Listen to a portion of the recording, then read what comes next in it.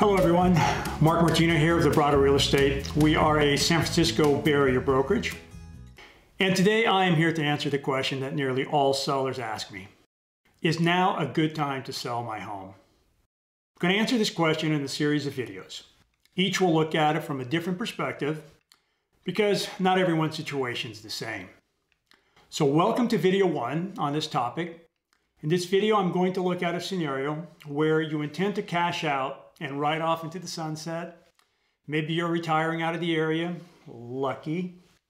Anyway, your home is now worth a boatload and you're not going to spend the proceeds to buy another one where your relatives are just likely to find you. Nope. No more acting responsible for you. You're getting out of Dodge and maybe buying a sports car and doing some traveling. Good for you. You've earned it. Now, my answer here is going to focus on economic conditions and not on seasonality, such is it better to sell my home in the winter or the springtime? So, is now a good time to sell your home? The answer is yes, if these 4 conditions apply to your situation. First, your equity far outweighs your mortgage. Second, you live in the San Francisco Bay Area region. Third, you intend to invest the proceeds wisely. And fourth, you don't believe that the stock market's going to decline. The logic here is that Bay Area home prices track the stock market. However, the stock market increases in value at about twice the rate of home prices. So if you're thinking about waiting to sell your home in the hopes that real estate prices will increase, well, you're probably better off just selling now and investing the proceeds in the stock market, because you'll probably get a much better rate of return. Whoa, whoa! Of course you're gonna say that. I mean, you're a realtor. You just wanna make a nice big fat commission and right off into the sunset. Maybe buy one of those fancy sports cars that you have there on those books. And maybe even take a little bit of the money and get a little work done, you know. Really? Anyway, I'm happy to share some facts and give you a couple of examples about why I'm advising folks to sell now. All right, Mr. Realtor, let's hear it. Back it up. Okay, but I gotta warn you, this will be extremely boring. Don't treat me like a child. Come on, let's hear it. Fine.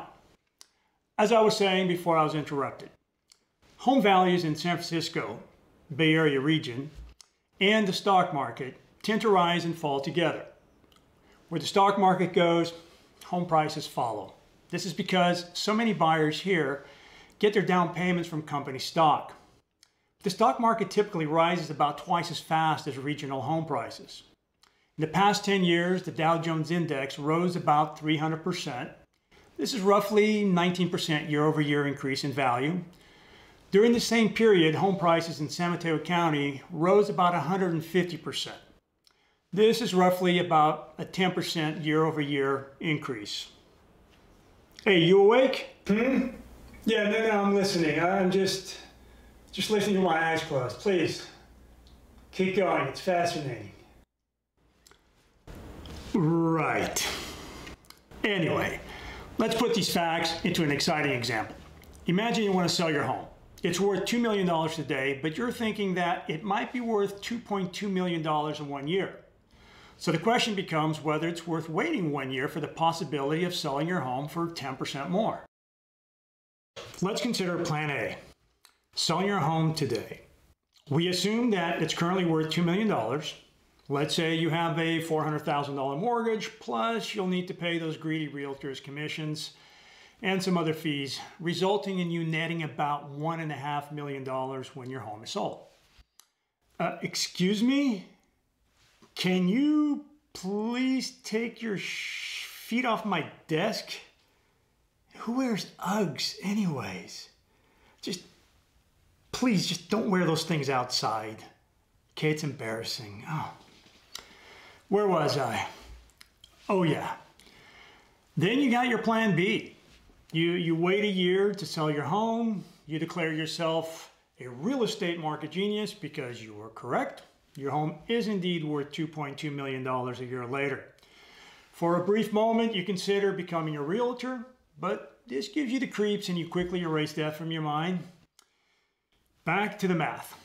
You still got the mortgage and other costs to pay off, resulting in you netting about $1,675,000 from the sale. Not bad at all. You made an extra $175,000 by waiting 12 months. Aha! So you were wrong. No, just keep listening. Will there be more of those coma-inducing examples? Yes, do some jumping jacks or something. The catch here is, if your home's value increased by 10% in a year, then it's almost certainly because the stock market increased about 19% during the same period. Let's do a comparison between Plan A and Plan B. In Plan A, you sold your home for $2 million and netted out about $1.5 million. But you now have the $1.5 million to invest in the Dow Jones Index Fund or something else. So that 1 year later, you will have approximately $1.8 million. In Plan B, you sold your home for $2.2 million and netted out about $1,675,000.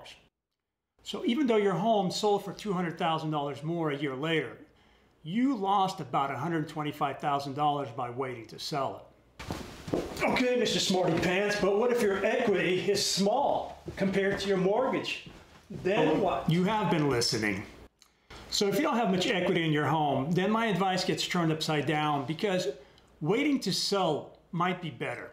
For example, God, no, not another example, please. Yes. Say you sold your $2 million home today and only netted $300,000 from the sale because you have a large mortgage. Then using the same market scenario as before, investing the $300,000 means that a year later you might have about $350,000 to $360,000. However, if you kept the home and sold a year later, then you might net about $475,000 from the sale. So if you don't have much equity, you might be better off waiting for home prices to rise. This is, of course, because your appreciation is based on the entire $2 million value of your home and not just the small net proceeds you'll make from selling it. All right, but it's going to cost you extra money to live in that house for another year, isn't it? Sure. You do need to take into account things like the interest and property taxes you'll pay while owning the house, plus any capital gains tax owed from selling your home. You have to do some math here to make a good decision. You also said that the stock market should not be declining. I did say that. Because while the stock market rises faster than home prices, it can also decline quicker. During the recent economic crisis from 2007 to 2009, home prices decreased by about 30%. But meantime, the stock market dropped by almost 50% during the same period. So the stock market is not always a guaranteed good place to invest your money.